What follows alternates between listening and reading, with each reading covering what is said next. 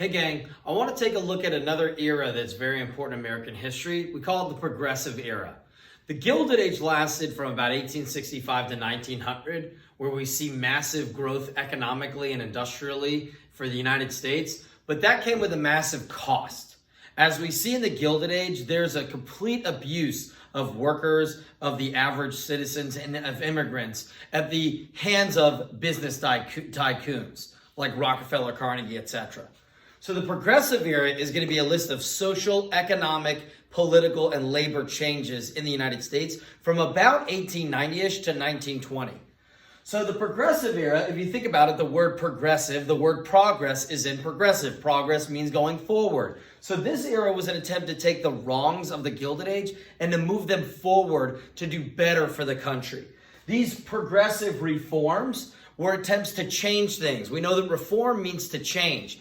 As we see today in the present world, there are progressives that are out there pushing for reforms in racial injustices, looking at reforms in the working world, between gender wages, etc. Those are progressive reforms. Also changing voting laws and changing voter rights and registrations, that stuff is political reforms. Now, in looking at this, we see reforms in the Progressive Era. They will be social reforms. They will be economic reforms, they will be political reforms, and labor reforms. Some of these social reforms will come in the sense of giving workers and giving the average people access to clean water, electricity, indoor plumbing, basic necessities, getting rid of tenements, and getting rid of those cramped apartment spaces in the cities where immigrants and many people in the cities struggle to survive. We're also going to see some social reforms in the sense of race relations between blacks and whites. We see economic reforms. These economic reforms create some things that help the workers, set up some basic labor and wage laws. We're also going to see that these economic policies will change as we see the introduction of the 16th Amendment, which creates a federal income tax, taxing people based on income to create some economic changes and reforms. Why should the wealthy continue to have all the money when the government's struggling to provide access for people? People should pay taxes based on income. That still exists today, as we know. We see political reforms. The 17th Amendment creates the direct election of senators, meaning the people now vote for senators. Back in the day, there was some serious political bribery going on with your state governors and your state legislatures appointing senators and appointing people to government positions. So, Senator so-and-so over here, hey, I'd like to build an oil refinery in your town, but I know that there's some laws that here's a couple $100,000 and some, maybe a house or a car that you want. You have at it. That was going on in the 1900s, and that needed to go away. We saw that the people who controlled the ports of New York and other major cities on the coast, the people in charge of the ports, massive amounts of bribery was taking place by these people. And it was a way to get these tycoons to continue to get the money they wanted to make. So we needed to get rid of those that were politically inept and that were politically corrupt and being bought off by people not in the government.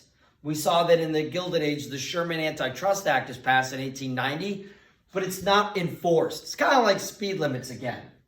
And then we see labor laws. Labor and social can kind of go hand in hand, as we're going to see the passage of the Keating-Owen Act, which gets rid of or limits child labor, because children worked in factories and they worked in coal mines and whatnot. That was normal until the Progressive Era.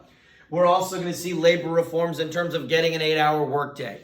Having adequate fire escapes. As we see in 1911 with the Triangle Shirtwaist Factory, where the group of women were killed because the fire escapes were blocked and the elevators couldn't allow more than a few at a time down and the stairwells were blocked off and there was no sanitation in the factory itself and it was cramped quarters. The Progressive Era is the world we live in because we have sprinkler systems, doors in buildings exit outward. We have maximum occupancy laws for buildings so that way no catastrophes could take place, fire extinguishers, etc. We have that because of the Progressive Era. People died in factories all the time. People worked 10, 12, 14-hour shifts all the time, and there was no protection. If you died at work, that was it. If you had to work 50 hours a week, 6 days a week, that was it. The progressive era is going to help with these labor and social reforms. People like Theodore Roosevelt, President Roosevelt, President William Howard Taft, and President Woodrow Wilson are going to push for these reforms. So politically, the government is going to take back control during the progressive era. For the longest time, we see all of these monopolies just dominating industry and dominating the workforce. The most powerful people in America were not presidents Rutherford B. Hayes and Ulysses S. Grant and Grover Cleveland and Benjamin Harrison and James A. Garfield and Chester Arthur. You've not heard of any of those people. Maybe Grant, that's about it. At the progressive era, Presidents Roosevelt, Taft, and Wilson take back political power and say no to the businesses. You made your millions, and yes, you're promoting jobs in industry, and yes, you're helping the country, but that's not what you are supposed to do in terms of taking over. Nobody elected you, Rockefeller. Nobody elected you, Carnegie. We elected these presidents to preside over the country, to look out for the workers. Rockefeller and Carnegie would argue that it was Darwin's survival of the fittest, right? The idea that, well, don't punish progress. Don't punish me because I created a good industry, a good business. Don't punish this. We provide jobs. But it was the reformers that said, yes, but you're becoming too lucrative in your industries and you're becoming too extreme in your measures, and we need to look out for the average worker people because the people are more important. It was Presidents Roosevelt and Taft and Wilson that said the government works for the people. No one elected these tycoons. We see a new major group of people emerge in the progressive era called the muckrakers. The muckrakers, as they raked up the muck of the horrible, horrid conditions in America and exposed them. Much like Uncle Tom's Cabin with Harriet Beecher Stowe when she exposed the horrors of slavery in the 1850s when she published the book, people like Ida Tarbell are going to publish a book about the history of Standard Oil and how John D. Rockefeller's ruthless ways exposed the horrible horridness of John D. Rockefeller and how he became a billionaire and how he would use cutthroat tactics to expose his workers. Jacob Riis took pictures of slum life in the New York City tenement areas, especially the Lower East Side, and published a book called How the Other Half Lives. Not just how the gilded wealthy live, but those that are the not gilded, the horrible people, the poor underneath, the average person, the 90% of America. Riis wanted to show, he actually had these picture shows where he invited people who were wealthy crowds to come in and look at images he had taken of the poor and to show them this is what slum life is like. This is where people are sleeping at night. This is what factory life is like. This is what it's like to be poor in New York City. And it was mind-blowing for people to see that this is really how the other half of America lived. So Riis would expose that using flash photography, something new at the time. Upton Sinclair published one of my favorite books, The Jungle, which exposed what it was really like in the meatpacking industry in Chicago. Were you really eating clean meat? Or were you eating your friends who fell into the meat grinders? He published the book, The Jungle, which showed the working conditions of those in the meatpacking industries and how horrible it was. People falling in the vats, getting crushed by machines, rats crawling all over the meat, covering the meat with chemicals so that way it would kill the rats and the cockroaches. And it was disgusting. We live in a progressive era world because when you eat a hamburger, you don't die. Because Upton Sinclair published The Jungle, which led to Theodore Roosevelt creating the FDA, passing the Pure Food and Drug Act, the Meat Inspection Act. When you take Tylenol, you don't die because the ingredients are listed and the government monitors that. No more are companies going to just create whatever they want, and then if you died from the product, it was what it was. Eating a hamburger, you're not going to die. Eating chicken, you're not going to die. There are expiration dates. Upton Sinclair gives us this when he passes, or when he writes this book that gives us the Meat Inspection Act and the Pure Food and Drug Act. So now we know what's actually in the hamburger meat. We see people also in the Keating-Owen Act, in the early 1900s that gets rid of child labor and limits child workforces and people under the age of 16, you kids would be working in factories rather than being in school. You're welcome, okay?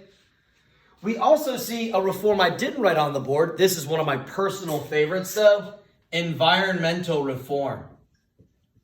We're going to see the creation of new laws, the creation of national parks, and the protection of wildlife refuges, and creation of national monuments like Devil's Tower in Wyoming. We're going to see that Theodore Roosevelt is going to push for the creation of natural landscape and the wildlife and land to be protected. So a conservation movement that we have today with over 60 national parks and over 400 national park areas protected by the federal government, the Forestry Service, and the Department of the Interior.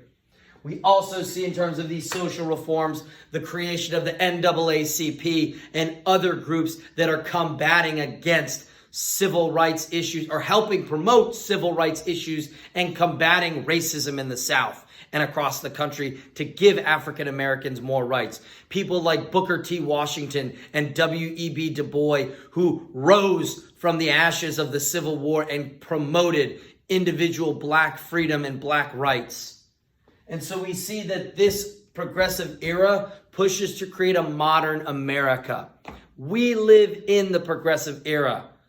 We have the FDA, the Meat Inspection Act, the Pure Food and Drug Act. We have equality amongst races. We have worker protections, 8-hour workdays. We have safe working conditions. We live in a progressive era today. We have national parks. We have so much to thank from the progressive era, knowing that we're going to go to work in the morning and come home safely at night.